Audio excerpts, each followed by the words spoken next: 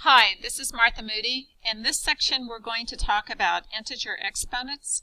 Integer exponents, if you remember, are like whole numbers, like the numbers 1, 2, 3, 4, and so on.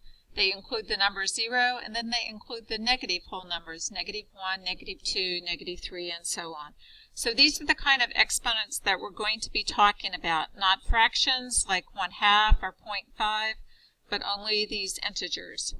First, we're going to talk about raising a number to a power.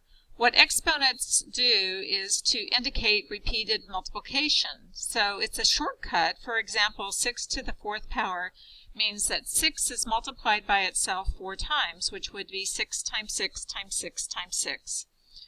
6 is called the base, and 4 is called the exponent in this example. That's an example using numbers. If we're talking about an example using variables, in this example, a to the power of n, a would be multiplied by itself n number of times. N is the exponent in this case, and a is the base. Some more examples. In this example, number 1, if you count up the number of 3's that we have, there are 7 of them.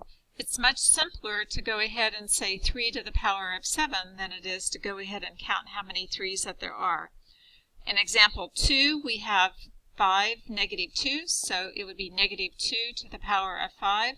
Because the base is negative 2, we need to make sure, because it's negative in this case, to put the parentheses around it. On example number 3, we have 4 2's, so this would be 2 to the power of 4. If I ask you to evaluate some of the expressions, on number 1, 2 to the power of 4 would be 2 times 2 times 2 times 2. In algebra and in arithmetic, everything is a binary operation, meaning we can only do 2 things at one time. So if we take 2 times 2, we get 4. So we've done the first 2. Then 4 times 2 is 8, so we've included the third one. And 8 times 2 would be 16, so we've gotten the last one. On problem number 2, it's negative 2 to the power of 4. And you can see how we've wrapped the negative 2 in parentheses. So it would be negative 2 times negative 2 times negative 2 times negative 2. In this example, we've indicated multiplication by putting parentheses around the numbers with nothing in between those parentheses indicating the multiplication. So we have negative 2 times negative 2, which is a positive 4. A positive 4 times the third negative 2 gives us negative 8. And a negative 8 times a negative 2 gives us a positive 16. So our answer to this one is a positive 16. Example number 3 is quite different from example number 2. In this one, the exponent of 4 goes only with the 2. That negative that's out in front, you can essentially put your finger over it and cover it up. In problem number 2, if you try to cover up the negative, there would be one parenthesis missing, showing you that you couldn't go ahead and do it like that. So in this example, the negative would go on the outside, and we have 4 2's times themselves. If we multiply that, we get a 16 for the 4 2's multiplied, with the negative on the outside. So the answer would be negative 16. So between 2 and 3, in example 2, the base is negative 2.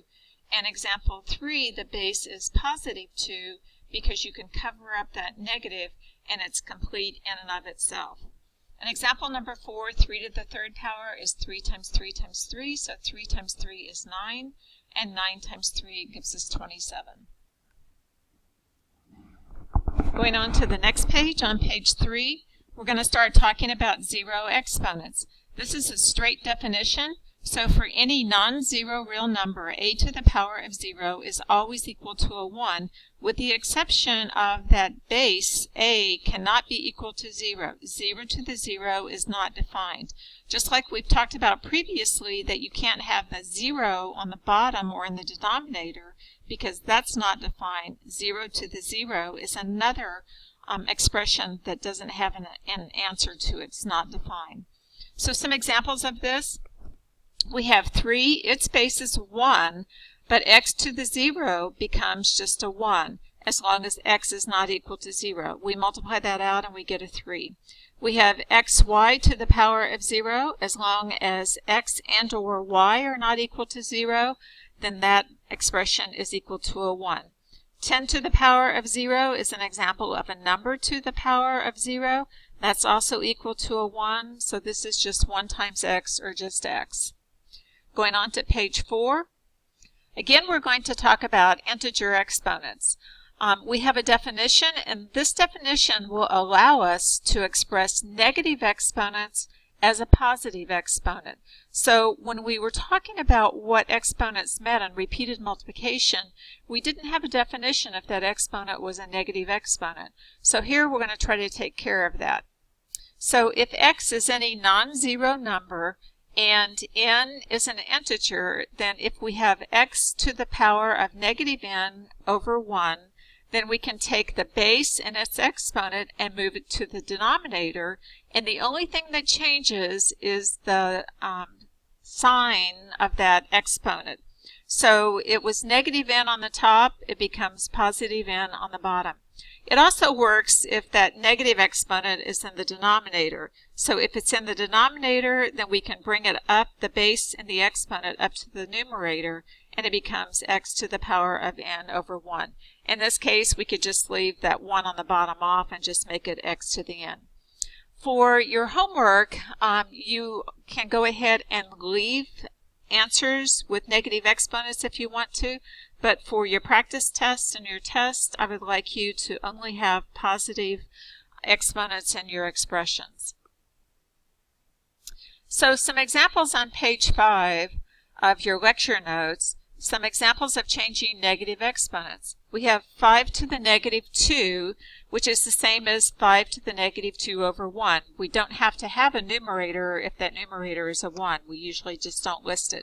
So we look at our base and we look at its exponent. So we say, does this base have a negative exponent? If the answer is yes, we take that base and that exponent and move it to the opposite position. So this one is going to switch down to the denominator and become 1 over 5 squared. If we wanted to, we could go ahead and multiply that out and make it 1 over 25. On problem number 2, we have 5 to the power of minus 1. It's 5 to the minus 1 over 1. So we look at our base. Does it have a negative exponent? Yes, it does. That exponent's a negative 1. So we're going to take it and we're going to move it from the numerator down to the denominator, and it becomes 1 over 5 to the power of 1, which is the same as 1/5. On problem number 3, we have this time a base of 5 with a negative exponent in the denominator. So again, we look at it. Does this base have a negative exponent? Yes, it does. We're going to move it to the opposite spot. So it's going to move from the denominator up to the numerator. So it's going to be 5 squared over 1, which is the same as 5 squared. If we wanted to multiply that out, we could, and it would be equal to 25. On problem number 4, we have 1 over 10 to the negative 4. We have a base of 10, we have a negative exponent, so we're going to take the base and its negative exponent and move it from the denominator to the numerator, and its exponent is going to become a 4, so it's 10 to the 4th over 1, which is the same as 10 to the 4th. If we multiplied that out, it would be 1 followed by 4 zeros, which would be 10,000. On problem number 5, this example, we have a variable with an exponent of negative 2. So we ask ourselves, do we need to move it? The answer is yes, we do, because the negative exponent is with the, its base. So we're going to take it and move it from the denominator up to the numerator. The base becomes just the same, and the exponent becomes the opposite, which is going to be a positive 2. So the answer to number 5 would just be x squared. Looking at examples 6 and 7, in this example we have x with negative 2. So again, we ask ourselves if the base has a negative exponent. It does, so we're going to move from the numerator to the denominator. It becomes 1 over x to the second, and we put that 1 up there because we can't just have nothing up there, so we put it up there as kind of a placeholder, making it a fraction. On number 7, we have 2 variables in this one, so we look at the x. Its exponent is negative, so we're going to take it from the top to the bottom. We look at the y. Its exponent is negative, and we're going to take it from the bottom to the top. So in this example, both of them switched. At this point, we're going to pause it here, and I'm going to cut off this video and continue on the next one.